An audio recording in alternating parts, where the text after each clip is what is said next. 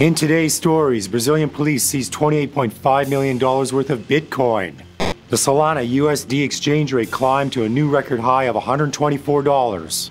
The Cardano Foundation is launching a bug bounty program that offers hackers rewards. NBA player Stephen Curry shelled out $180,000 for a Bored Ape Yacht Club NFT. And what exactly is the Bored Ape Yacht Club?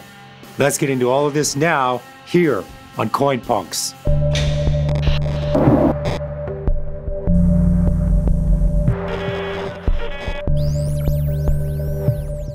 Welcome to Coinpunks, where we cover the top stories in the crypto space, helping you get informed on all things related to digital assets.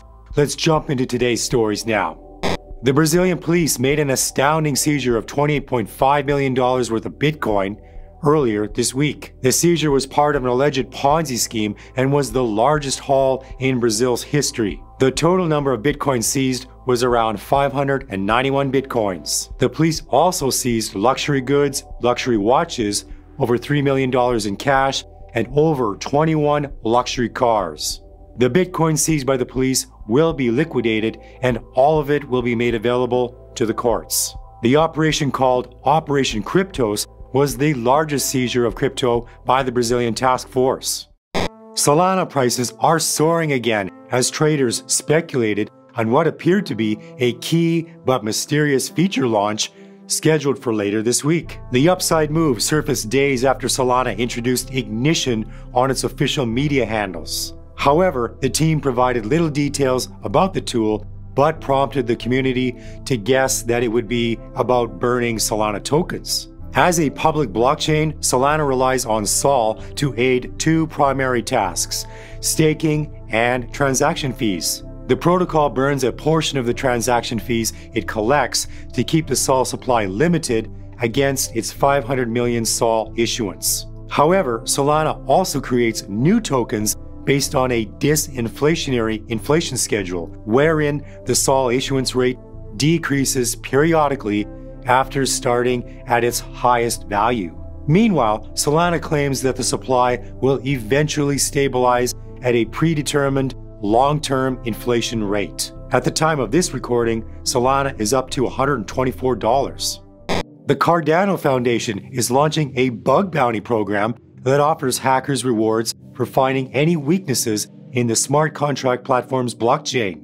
In a blog post, the Cardano-focused nonprofit says that they're teaming up with HackerOne, a vulnerability management firm that uses hackers to expose cybersecurity flaws. According to the program's page on HackerOne, rewards for exposing each vulnerability in Cardano range from $300 to $10,000 depending on the severity of the issue. The Cardano Foundation says that the human ethical hackers are superior to finding flaws in blockchains compared to automated vulnerability scanners.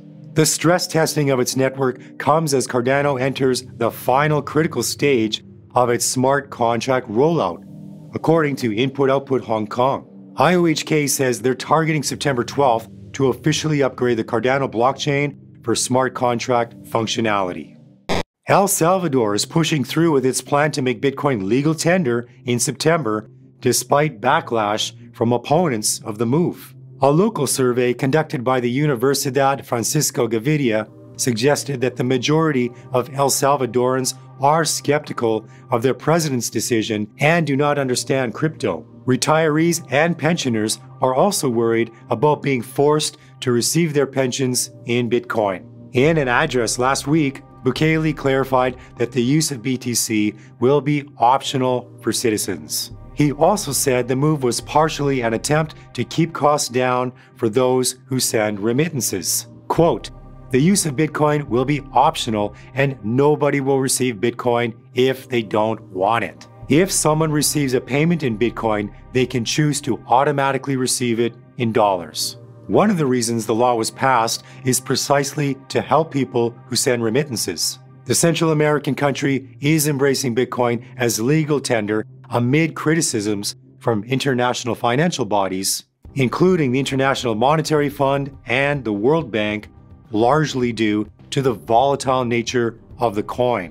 On September 7th, El Salvador will become the first country in the world to adopt crypto as legal tender. NBA player Stephen Curry has just recently shelled out 55 ETH or $180,000 for a Bored Ape Yacht Club NFT. The Bored Ape Yacht Club is quickly gaining traction as a batch of 10,000 Mutant Ape NFTs sold out in an hour on August 28th, raising a total of $96 million.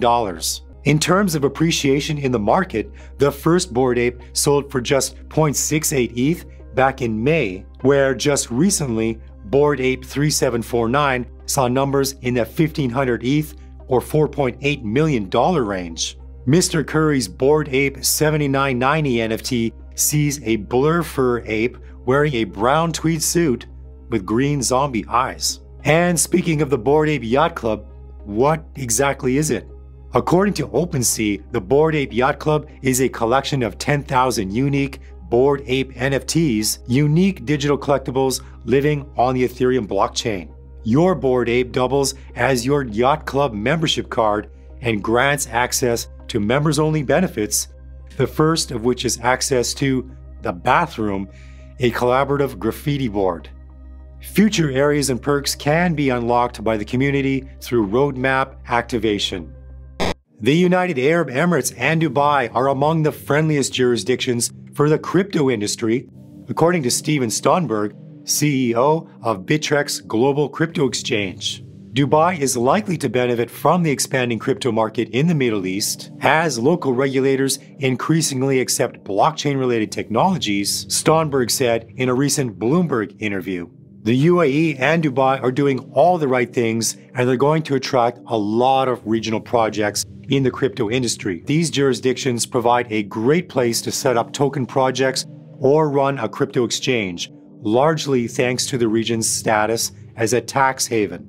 According to data from the Tax Justice Network, the UAE became one of the world's largest, fastest-growing tax havens in March 2021, alongside Switzerland and Bermuda. Bittrex Global is a crypto trading platform for the Bittrex Exchange, one of the largest crypto exchanges in the United States. Last year, Bittrex Global received a digital asset license to operate its crypto exchange under the supervision of the Bermuda Monetary Authority.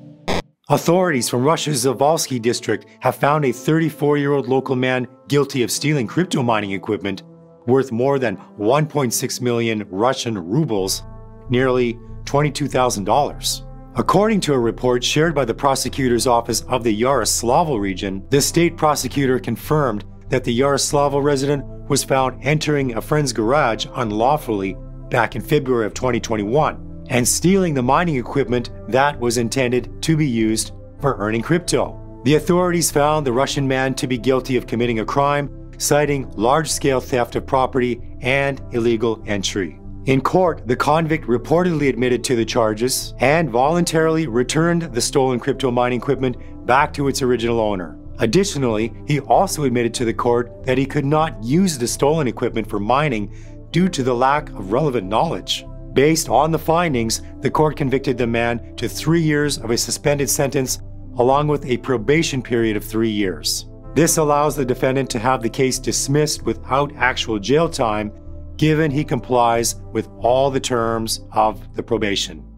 The Reserve Bank of India's interest in launching digital versions of currency is in line with central banks worldwide looking to launch digital currencies. India's central bank is said to begin testing its pilot program for the RBI-backed digital currency, or CBDC, in December. The testing will focus mainly on the security of a digital rupee and on other aspects involved in operating a digital asset. The central bank will also be looking at the impact that a CBDC could have on the monetary policy, currency in circulation, and other technological issues. The RBI joins other countries to launch or begin testing digital currencies. The Bahamian Sand Dollar is the first widely available CBDC, while 14 other countries are at different stages of testing. According to a Bank for International Settlements survey, over 86% of central banks are exploring CBDCs. Federal Reserve Chairman Jerome Powell stated that the Federal Reserve will also be publishing a paper on whether the Fed will establish a digital currency sometime in September. The Central Bank of Nigeria has issued preliminary guidelines for its proposed e-Naira digital currency. In a sensitization document sent to the commercial banks in the country, the CBN outlined several design features of the central bank digital currency, or CBDC. According to the document seen by Cointelegraph, Nigeria's CBDC is codenamed Project Giant and will be pegged to the value of the Naira. Thus, the e-Naira will offer parity of value but will not be an interest-bearing currency. The e-Naira will run alongside the country's fiat currency, with the Central Bank of Nigeria responsible for issuing, distributing, and redeeming the digital currency, among other monitoring and management functions. Global Bitcoin adoption is accelerating as another Central American nation sees the arrival of its first ever crypto ATM machine. According to Reuters, local firm TGU Consulting Group installed a machine called La Bitcoinera in an office tower in the capital of Honduras. The machine allows users to purchase Bitcoin and Ethereum using Lempira, the official currency of Honduras. Users will have to scan their official identification and input their personal data, such as a phone number, to buy the crypto assets. TGU Consulting's 28-year-old chief executive, Juan Mayan, says that prior to the installation of the machine, Hondurans had no automated way to buy digital assets. Mayan also says that many Honduran software developers are receiving their salaries in crypto, and notes that digital assets could offer a cost-effective way to send remittances. The arrival of La Bitcoinera comes amid the growing population of crypto in the region.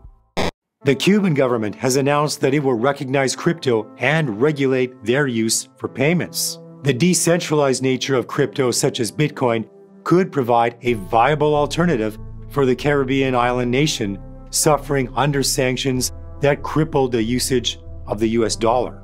The decentralized nature of crypto, such as Bitcoin, could provide a viable alternative for the Caribbean island nation suffering under sanctions that crippled the usage of the US dollar. According to the resolution published in the Official Gazette, the rules for crypto will be set by the Banco Central de Cuba, or BCC, the country's central bank, that will also determine ground rules for licensing providers of related services within the Cuban market. Bitcoin is a viable alternative for the island nation to bypass the US restrictions on sending money to Cuba, and has been gaining popularity as the economy spiraled down further during the pandemic.